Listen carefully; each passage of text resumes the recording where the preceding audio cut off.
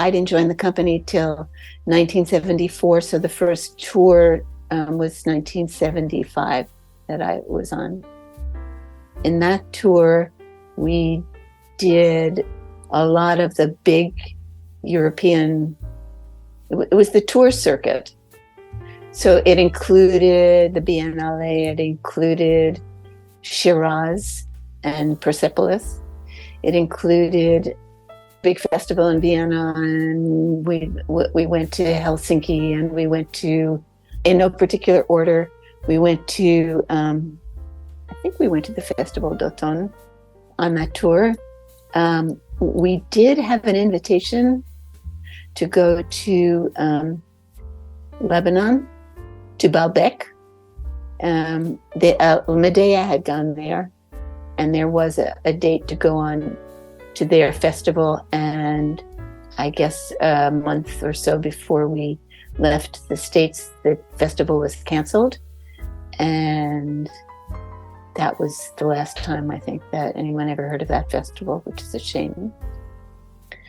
In 76 was when we went to the Palais de Chaillot. It was with the Trilogy, but it was also with Good Woman of Sichuan, and that was part of a grant from the French government when we created As You Like It in La Rochelle.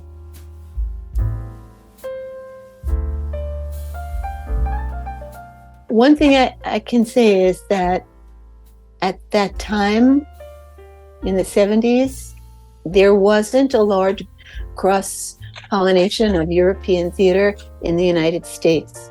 So it was kind of a revelation to be in the presence of all these international companies, both European and Asian and African as well. It just wasn't happening in the United States. So to be representing the United States with all, and I'm thinking of like these major companies like Giorgio Strehler's company and Peter Brook's company, and also these were not just theater festivals, but they were arts festivals. There were all these major dance companies. I'm also thinking of Mnouchkin and her Teatro du Soleil.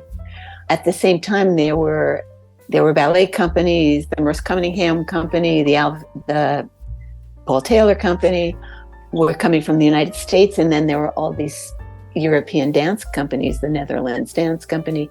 To be in that kind of community, it just wasn't, that those kinds of festivals didn't happen in the United States.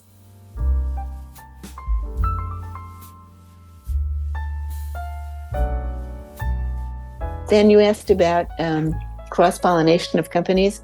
Because Andrei had worked, and Liz as well, had worked with Peter Brook. Our company did workshops with members of the Peter Brook Company in Paris, and that was super. It was really super. Yoshi Oida did some workshops with us, and there were a bunch of company members. So we would socialize, we would do specific workshops. That was incredible. That kind of stuff happened more and more frequently in New York at La Mama, because Ellen would bring those people. Ellen would bring more and more foreign artists to New York. So I don't know that was happening in other theaters. So, and that was a huge priority for Ellen to be seen on the international stage.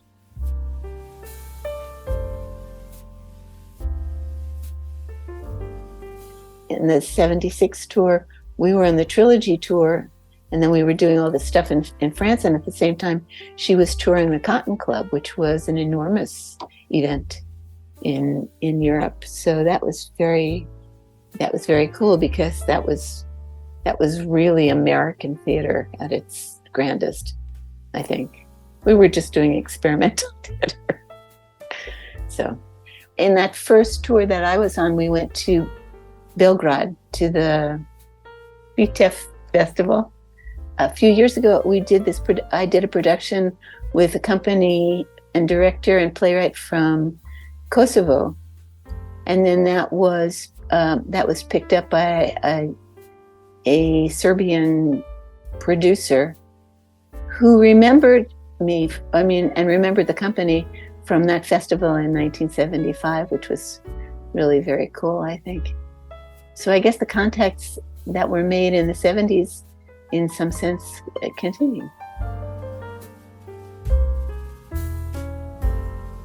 It set the bar really high to be in the company of like what the most famous theater companies, dance companies in the world. It made us feel possibly greater than we actually were. You know, it's sort of, whoa.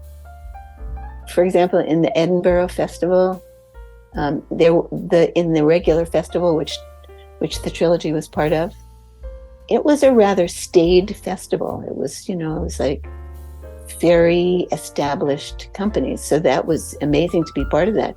It wasn't in some ways as interesting as the Fringe Festival, which was also happening at the time. I think I had already been to the Fringe Festival like 2 times before the Trilogy went to the mainstream festival.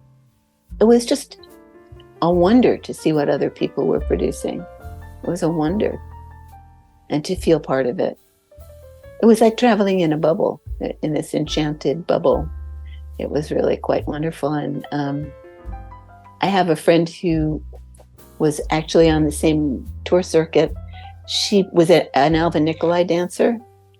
So I got to know her after we went on tour, but she would, we were in the same places, like maybe not at the same time, but it's definitely like the circle.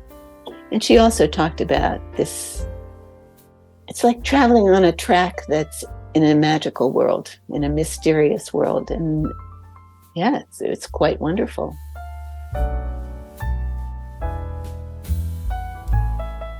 We were very happy to be tourists and to sightsee, and there were many of us in the company that really, really loved to travel. I've never outgrown my need to travel. It's like as a result of those tours and Ellen, because we did a lot of touring with Ellen after, not so anywhere, we went everywhere and anywhere.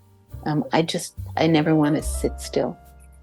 As an artist, I guess I don't really separate what I personally learned from those tours and what I learned from Ellen and working around her theater. Her idea was so international.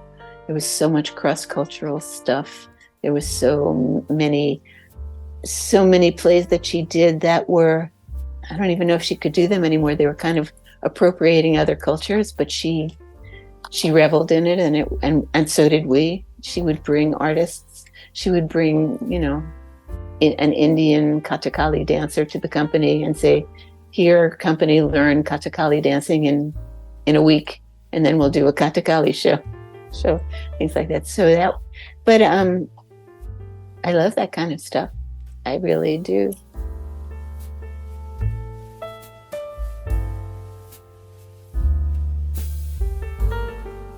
We didn't arrange it. It was arranged for us, which was part of the magical bubble.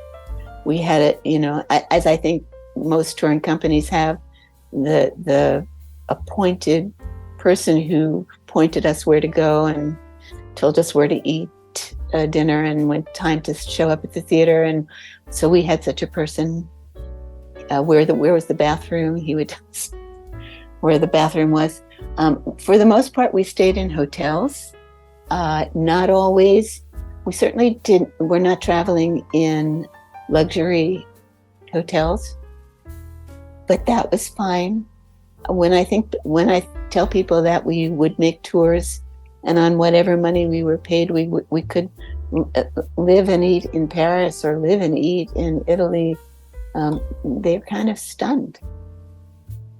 So yeah, some of the places were very funky, but they were hotels. We were not hosted by other people. The only time that we were hosted by people was a month of time on that first tour. It was the time when we were meant to have gone to Lebanon, but we didn't have anything to fill that slot. And so we were hosted by families in Spoleto, we lived in houses. Ellen kind of pulled her magic connections and got all of us taken in by families in Spoleto, and we had a month off, which was also part of that magical bubble. When we were traveling with Fragments of a Trilogy, Elektra, which was the second of the plays to be made, the staging of Elektra was very simple, and it was very set. So there was like a hexagonal platform that came with us, and there's a staircase that was constructed, but the staging it didn't change. For Medea, it was much smaller, but for Trojan Women, the staging changed radically from space to space, radically. For example, we performed in, I really don't remember the order. This was a long time ago, but for example, in Helsinki, we were in an art museum. So the staging was for that museum.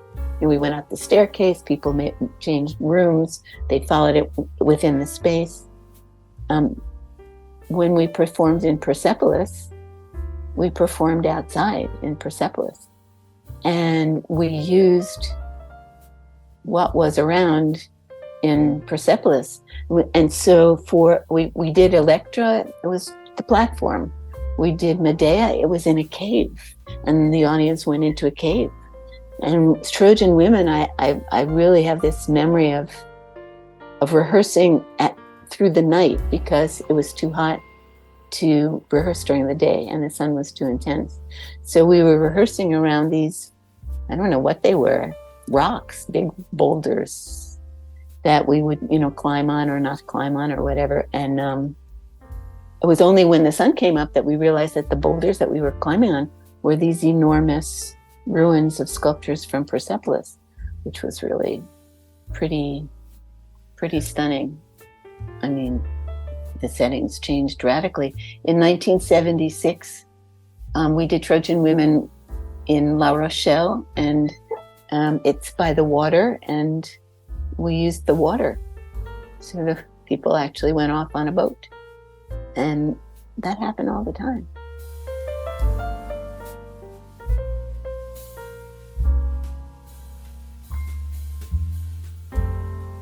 I remember that Andrei would talk about going into a new space. He was he had this philosophy that the space had a lot to offer us, and that when we went into a space, we didn't have any preconceived notions of what that was that we were going to take from the space, and that we had to we had to allow the space to kind of infuse our performance. He also had a philosophy that some spaces were talented and some spaces were not talented. And sometimes we were in very untalented spaces, but not often. Mostly we were given like extraordinary spaces. I mean, we toured some of the smaller cities in France, and one of the spaces was a church, and right next to the room where we did Elektra were the sarcophagi of Eleanor of Aquitaine and Richard the Lionhearted. I mean, that's got to give you something as a performer, knowing that they're right next door, and that was, for me, that was the amazing part of performing. We performed in Taormina. That was amazing to be on that, to be performing an ancient Greek play on ancient Roman ruins. It was just, or Greek ruins or whatever. It was amazing. We went to Syracusa. We went in Athens. The place that we performed was had its own historical context that was staggering. It was just staggering. It was not an ancient ruin. It was a modern ruin, and that was pretty amazing.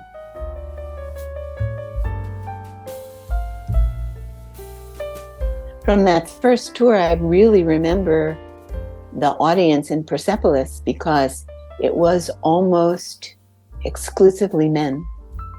And to do Trojan Women in an audience of men was something bizarre. Not a theater-going audience, but that's what it was. These were not major tours, but we performed in Poland And we performed in, there's a theater company in Garjanica in Poland. I really can't, who knows how we ended up there, but we did the Trojan Women, and it was very late at night because we had seen, it was just very late at night, and it started to rain, and it started to rain a lot. And we said, well, you know, we'll start, and if we have an audience, we'll continue. And if we don't have an audience, then we don't have to continue. And the audience stayed with us till the very end. And I remember that audience. That was amazing. That was amazing.